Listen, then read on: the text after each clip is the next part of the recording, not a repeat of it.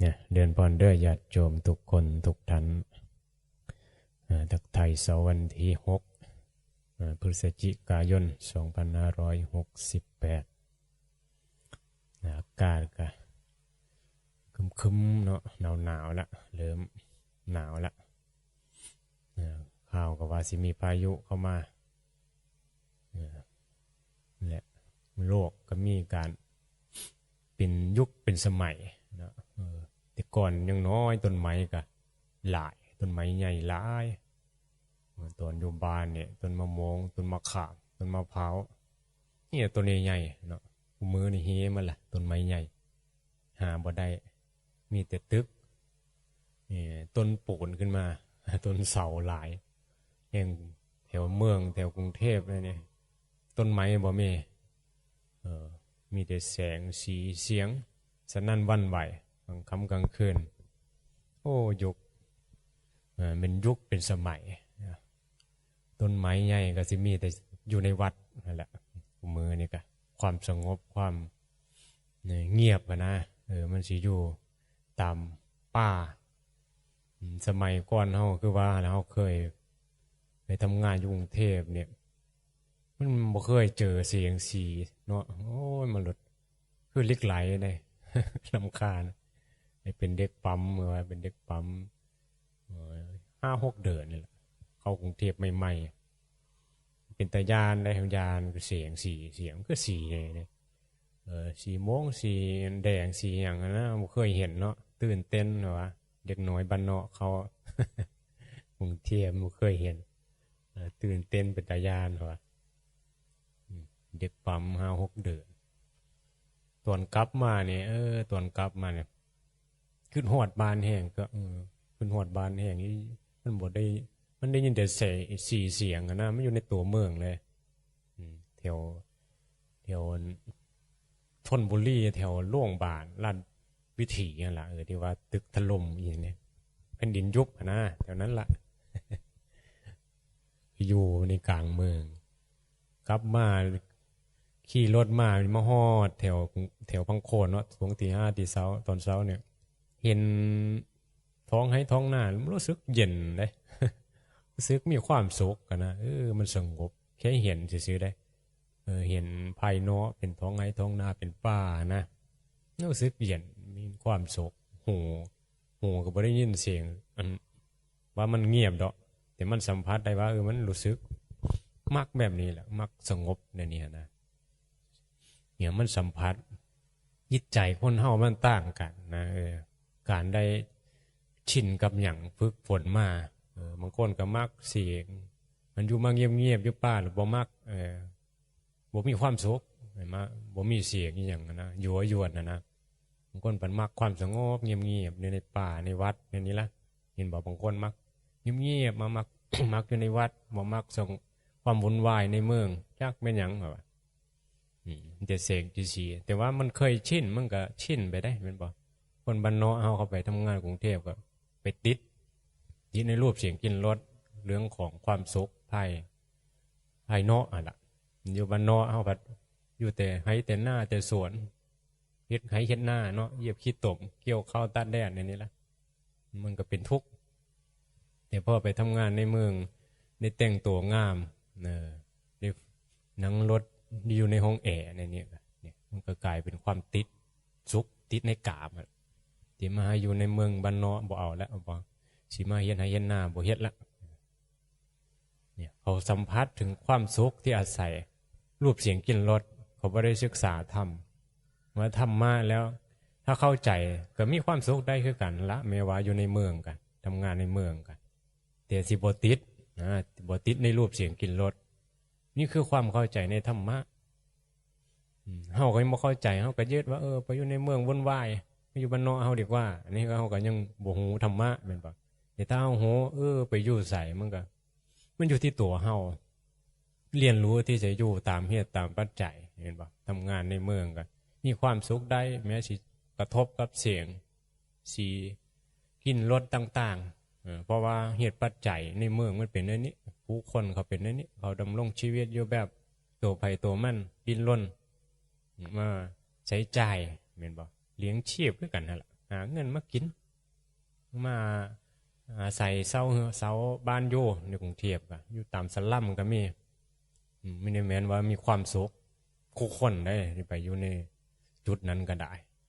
อยู่บ้านนอกคือกันกับโมเมนต์ว่าสิมีความสุขของคู่คน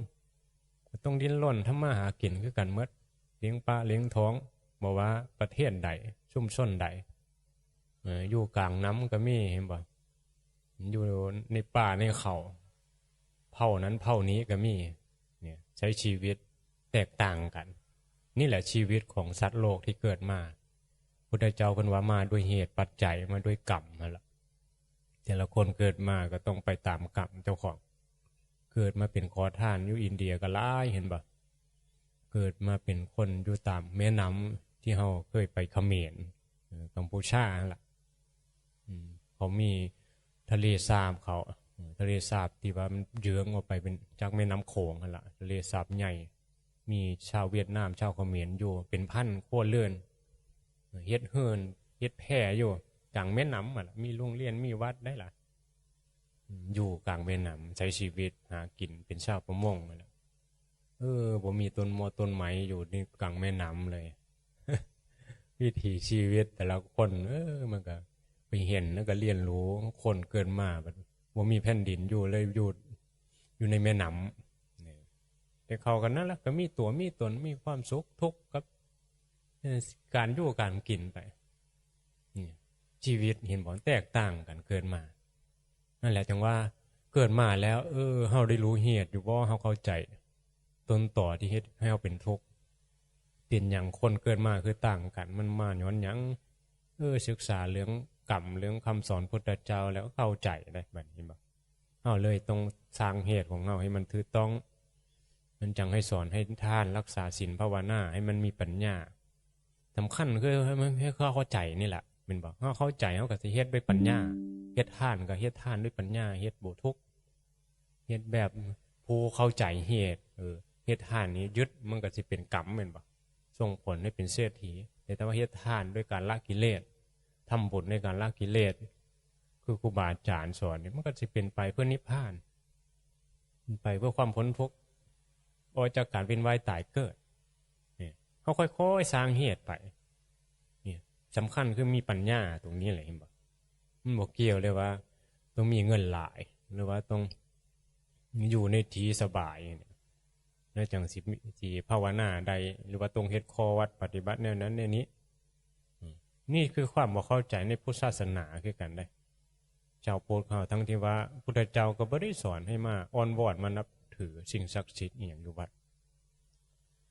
ตัดการตัดสรู้ของพุทธเจ้าคือรู้ทุกข์ที่เกิดขึ้นเพราะมีเฮ้ามีอุปทานขันธ์นี้ที่เพิ่นหนังไตต้นโพแล้วก็เห็น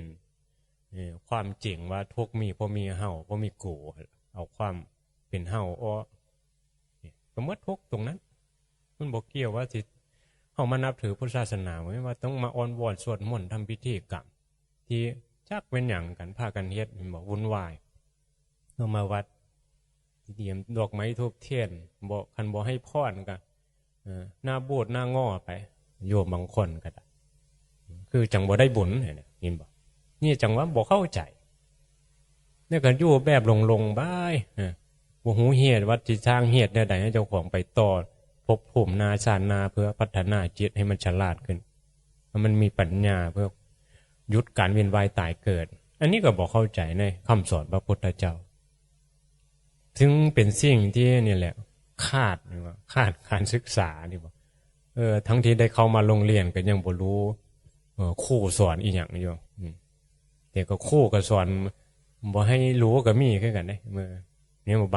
บางรูปบางท่านพระเพิ่นก็ว่าไปนิพพานบ่ได้ดอกโยมเนี่ยไปปฏิบัติดอกอาตมาก็ยังภาวนาบ่ได้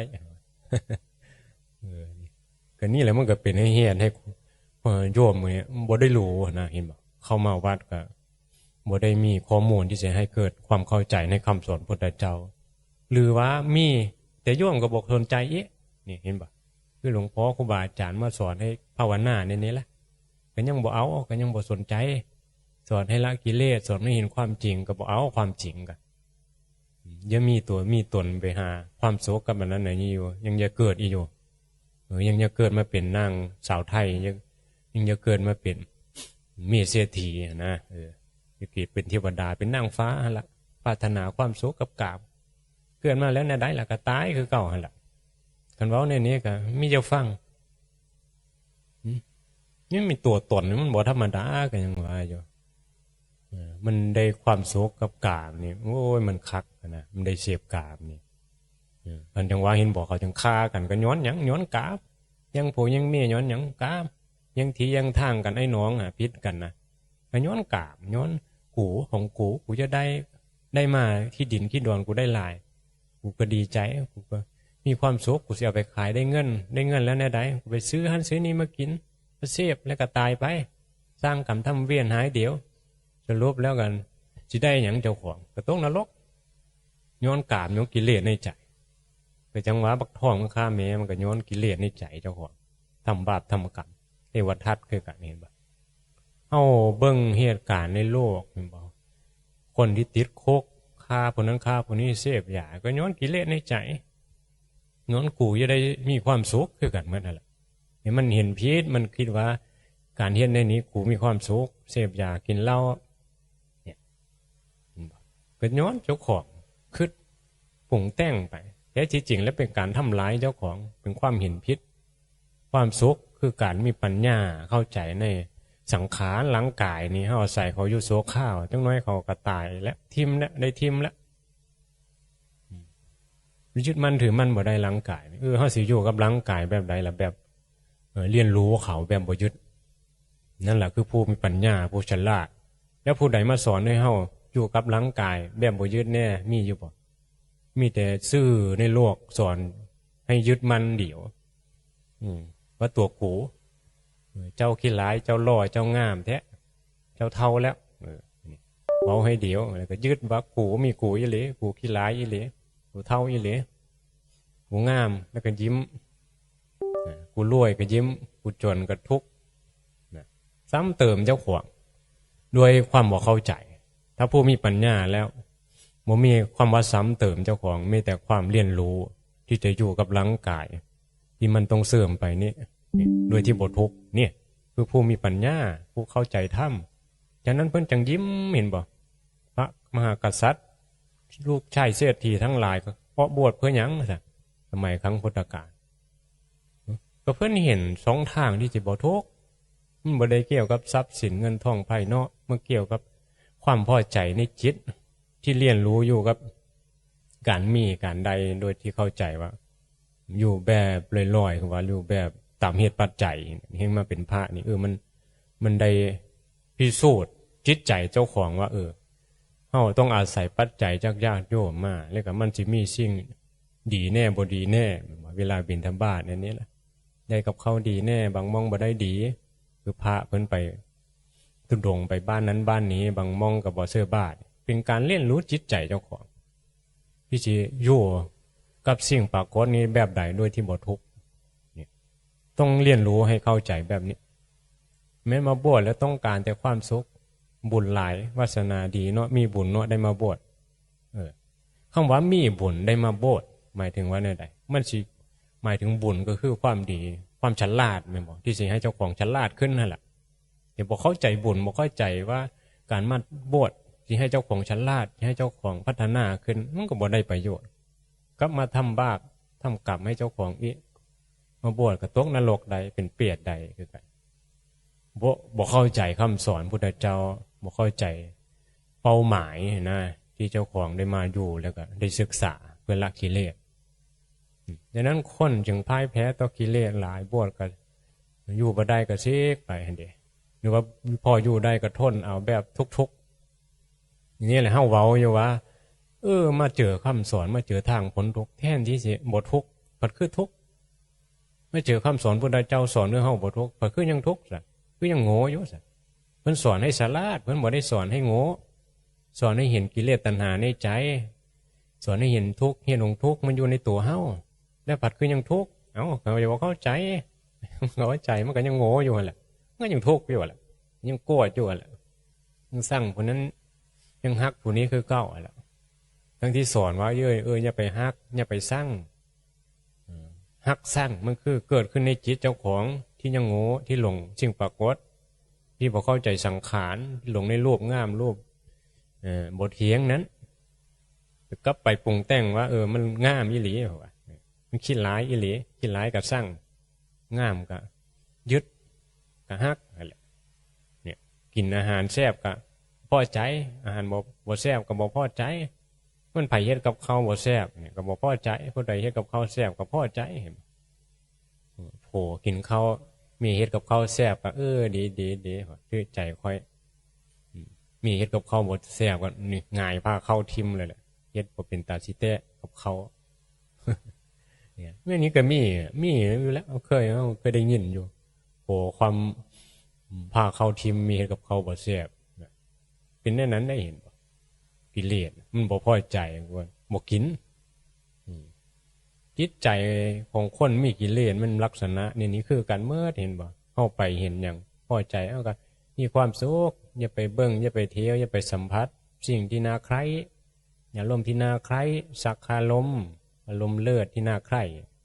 เพิ่นจังทำบุญกันให้ดีเพิ่นจะไปสัมผัสอารมณ์ที่น่าใคร่จะเกิดเป็นเทวดานี่แหละแต่มันก็บ่เที่ยงพุทธเจ้าก็ยังชี้อยู่ชี้ให้เห็นโทษของกามว่าสุขแล้วเกิดเป็นสวรรค์เกิดในสวรรค์เป็นเทวดา เป็นนางฟ้าก็ต้องตายเนี่ยตายแล้วก็เวียนว่ายตายเกิดไปตามกรรมสัวแน่ดีแน่เพราะยังบ่ฮู้ทางนิพพานยังบ่ฮู้ทางพ้นทุกข์มันก็ท่องเที่ยวในวัฏสงสารไปเรื่อยๆแหละเนี่ยแหละเมื่อเรายังไม่พบญาณก็เลยท่องเที่ยวไปในวัฏสงสารอันเป็นอเนกชาติก็บ่ได้มารู้อริยสัจนี่แหละคำว่าญาณก็ได้บ่รู้ทุกข์รู้เหตุของทุกข์ก็เลยมีตัวตนทำกรรมไปทำบุญกรรมก็ได้ไปเกิดเป็นเทวดาเมื่อจักบุญก็อาจสิตกนรกก็ได้อาจจะเกิดเป็นมาก็ได้มันมีแม้แต่ว่าชีวิตมันสิเฮ็ดแต่บุญตลอดมันมีกิเลสมันก็มีหักมีสร้างเห็นบ่บาปกรรมคอยให้ผลอยู่ตลอดแล้วนี่บ่มึงมีทางเมิดกรรมต่อคิวยาวเหยียดอยู่บาปกระทาเจ้าอยู่เด้อเจ้าทาใส่บาปกรรมเจ้าบุญก็จักมีบ่มีหลายทำเด้อเอาพี่หน้าเบิ่งในศาสตร์นี้นะบุญบาปมีอย่างหลายก็เดียวหักสั่งเห็นบ่หักผู้นั้นสั่งผู้นี้แม้แต่หมาก็ยังหักตัวนั้นสั่งตัวนี้บางทีกามาจิกของก็สั่งกาเนี่ยก็กรรมคือกันหมดแหละหายมันหรือฆ่ามันก็มีฆ่าสัตว์จักตัวละยังเศร้าหายเศร้าหน้าเห็นบ่ฆ่าสัตว์ฆ่ากบฆ่าป่าฆ่าเขียดฆ่าเป็ดฆ่าไก่นี่แหละเห็นบ่แต่ยังน้อยยังก็ฆ่าตอนเอาอยู่เฮือนฆ่าเป็ดฆ่าไก่ถอนขนคอมันเลยก็เอามีดปาดคอเห็นบ่ปาดคอเอาเลือดก้อนต้องมีเลือดได้เห็นบ่บีบให้เลือดมันไหลปอกลงถ้วยมันยังมีตายได้นะเอาซักกระเบือมาเพิ่นว่า มาทุบหัวปอกเสร็จแม่นบ่แม่ใหญ่บางเขาเคยฆ่าคือกันอยู่บ่บ่ได้ยินถามแล้วก็ได้ ฆ่าคือกันนั่นแหละแม่นบ่ผู้เฒ่าผู้แก่บ่ฆ่ามื้อสิกินหยังมาว่าอีแหละหากบหาป่าหาเขียดแหละชีวิตวิถีเห็นบ่มันเลอะไม่ได้เห็นบ่บางทีเกิดมาในยุคที่ต้องทำมาหากินมันเลยต้องฆ่ามันก็เลยต้องทำกรรมแต่ว่าทำไมในยุคนี้นี่มันเลอะได้แล้วนี่บอกฆ่าก็ได้นี่ไปหาเขาฆ่าไว้ให้เรายุตล่านี่เห็นบ่บ่ต้องทำกรรมก็ได้มันบ่ได้เป็นบาปได้เอาไปซื้อของที่สัตว์มันตายแล้วนะเขาฆ่าไว้แล้วเขาเจตนาที่จะขายเอาเงินอยู่แล้วเฮาไปซื้อก็มันตายแล้วเห็นเนาะนี่มันเลอะได้วะเฮาสิบ่ฆ่าก็ได้แต่ยุคก่อนมันเลอะไม่ได้เด้มันต้องได้ไปทำมาหากินวิธีเช่าให้เช่าหน้ามันบังคับในตัวก็เลยต้องได้ฆ่าได้ในหาอยู่หากินเนี่ยอย่างว่ายุคนี้มันดีรวมทั้งได้มาฟังธรรมไม่ได้มีวัดว่าให้ประพฤติปฏิบัติธรรมโดยเฉพาะไม่ออกเนี่ยมีวัดให้เขามาประพฤติปฏิบัติแหละเนี่ยโยมไม่ยิ่งหลายโยแต่ว่าสนใจธรรมะก็ดีเห็นบ่ไม่ได้ปิดกันครูบาอาจารย์ก็ไม่ได้ปิดกันให้ว่าห้ามไม่ยิ่งเข้ามาปฏิบัติธรรมมันก็เปิดโอกาสให้เข้ามาสร้างกุฏิให้โยค่าน้ำค่าไฟเพิ่นก็บ่ได้เก็บมีเทศมีธรรมะให้ฟังเนี่ยส่งเสริมการประพฤติปฏิบัติกันอย่างว่ามันเป็นบุญกุศลของเฮาโยที่เฮาได้ ท่านได้เกิดมาในยุคบุญในยุคนี้น่ะเห็นบ่ชีวิตที่ผ่านมามันก็เป็นบทเรียนที่ดีคือกันเอามาเปรียบเทียบเบิ่งเห็นบ่นันคานีสมัยก่อนที่ว่ามันเลอะมีใดวิถีชีวิตมายุคที่ว่าวัตถุนิยมความสะดวกสบายทั้งสังคมมันมากขึ้นก็มันก็ทำบาปทำกรรมฆ่าสัตว์น้อยลงแม่นบ่เห็นบ่ผู้มีการฆ่าเขาก็ฆ่าไปแหละเขาบ่ได้ศึกษาธรรมะเขาก็ต้องหาเงินหาทองตามวิถีชีวิตความเห็นเขาล่ะโลกคนเฮาสนใจธรรมะเฮาก็เลือกได้แหละบัดนี้เลือกที่จะบ่ทำกรรมที่เป็นบาปเฮาก็ทำแต่กรรมดีทำบุญกรรมทางเหตุให้มันถูกต้องสะสมเสบียงบุญรวมทั้งได้ภาวนาละกิเลสในใจเจ้าของนี่เป็นหนทางที่ประเสริฐละนะวัดมีไว้ให้เฮาได้เข้ามาประพฤติปฏิบัติละโอกาสมีละยุคก่อนมันบ่มีเปิดกว้างสำหรับมียิ่งแม่นบ่สถานที่ก็เนี่ยโอ้มือนี่มันความเป็นอยู่สะดวกสบายธรรมะก็มีให้ฟังเฮาก็ว่าดีเลยเป็นยุคที่มีคนมีบุญมาเกิดอีหลียุคนี้ได้มีสื่อธรรมะได้มีสถานที่ให้อยู่ได้ภาวนาแต่มันสำคัญกิเลสนั่นแหละนั่นแหละคือตัวร้ายกิเลสในใจนั่นแหละมันคือตัวสำคัญมีครูบาอาจารย์มาสอนสำใดมันก็ยังบอกเสือบอกฟังเห็นปะมีวัดให้อยู่กับบ่เยอะอยู่ที่สะดวกสบายอย่าไปทุกข์คือเก่าอย่าดิ้นรน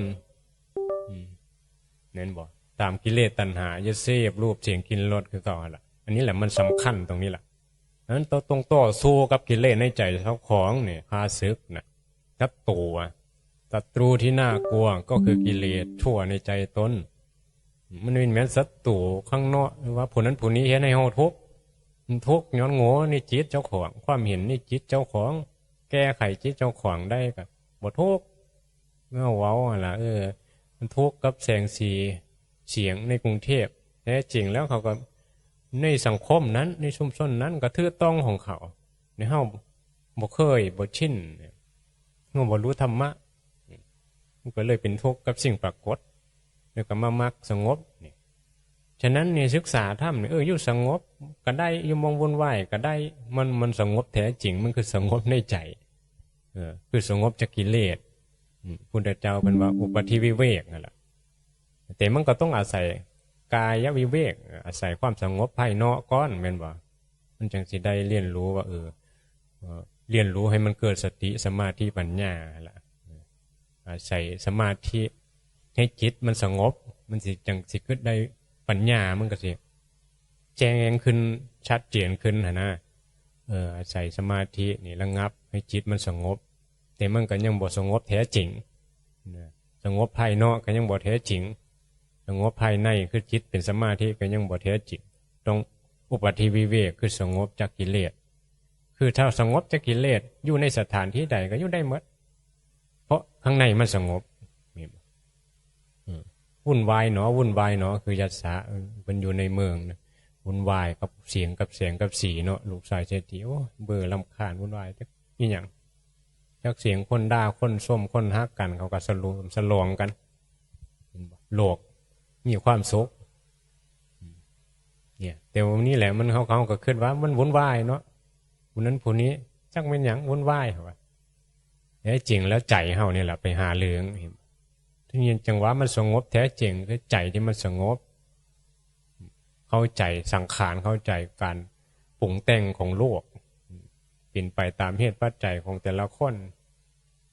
เขาก็มีเหลืองเป็นธรรมดาของสัตว์โลกเพราะมันมีตัวตน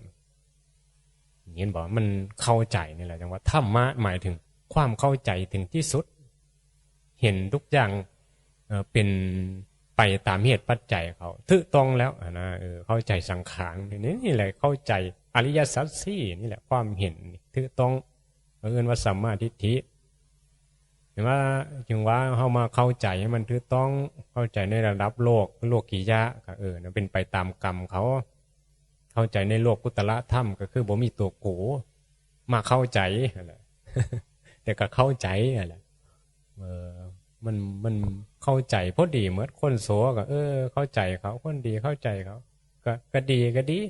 โสเฮาก็บ่ไปยุ่งแม่นบ่คบคนพาลเฮาก็คบแต่คนดีคบบัณฑิตอยู่แล้วมันบ่เบียดเบียนกันเนี่ยสังคมใดที่บ่เบียดเบียนเฮาก็เลือกอยู่แหละส่งเสริมให้เฮาได้ฝึกฝนจิตใจเจ้าของละกิเลส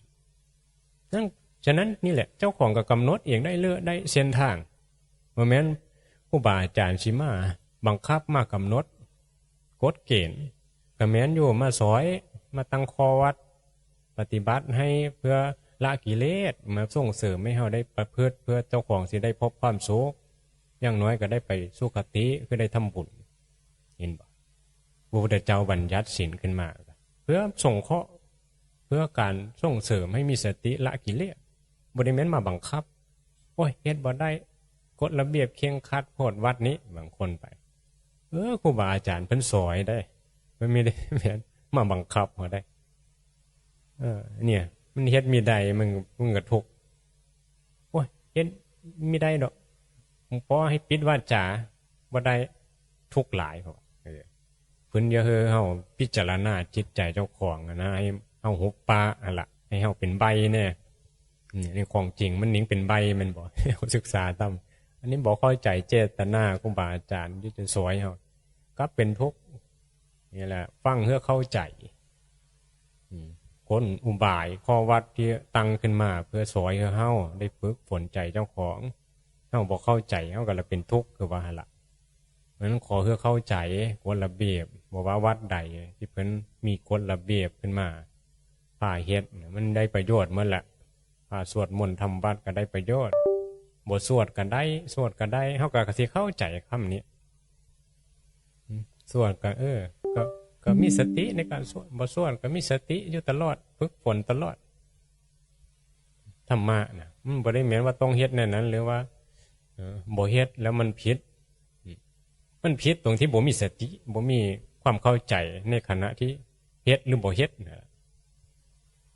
มีความเข้าใจทำแล้วอันใดมีประโยชน์สงเคราะห์กันก็เฮ็ดเนี่ย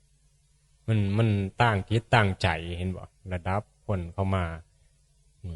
ภาวนาบ่ได้บัดนี้บ่พาสวดมนต์ก็บ่ได้บุญอีกก็เลยต้องเฮ็ดให้เขาได้บุญนำนี่ครูบาอาจารย์มันก็มองรอบเห็นอยู่บ่ฉะนั้นเฮาอยู่แล้วก็เฮาก็มีส่วนที่สวยสงเคราะห์ซึ่งกันและกันล่ะอย่างน้อยเฮาก็ได้บุญแน่สะสมกันไปฮะนี่แหละให้มันเข้าใจกันว่าธรรมะฟังซ้ำนี้ล่ะสาธุ